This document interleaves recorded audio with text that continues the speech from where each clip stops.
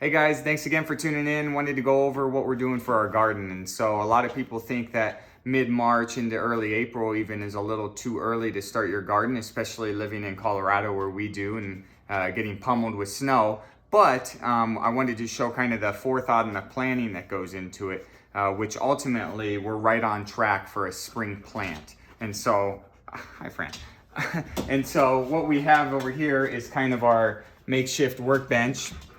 A good garden starts with good planning, so we like to draw out what we're going to be doing and kind of have a thought of what we're going to be planting and where we're going to be planting it and why we're going to be planting it, and then we choose our seeds for the year.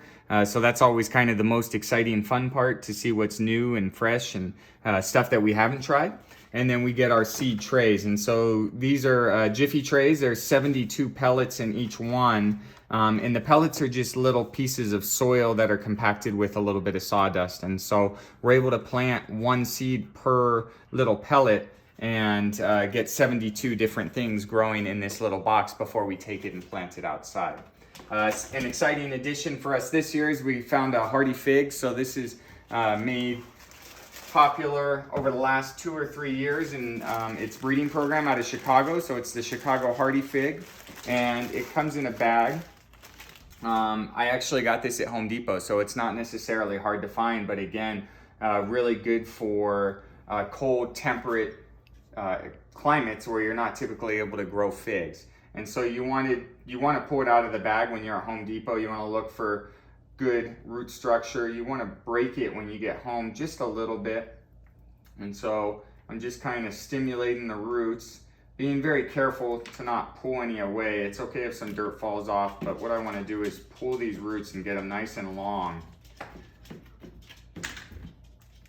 Also, when you're picking, you want to look for 2 good shoots at least, or at least one good shoot with some leaves coming off. Those are going to be producing the figs down the road in middle of summer. And then I'm going to dig, and I'm going to just do a really nice light, this is really light, airy soil. And so I'm going to dig and just kind of leave the bottom nice and airy so the roots have some room to grow and they're not fighting, because this is a very young plant. But I'm just going to push the top down.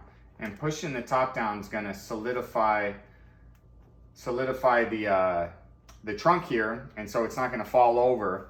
And I don't need a stake to keep it in place, but the roots are still going to have plenty of room to grow.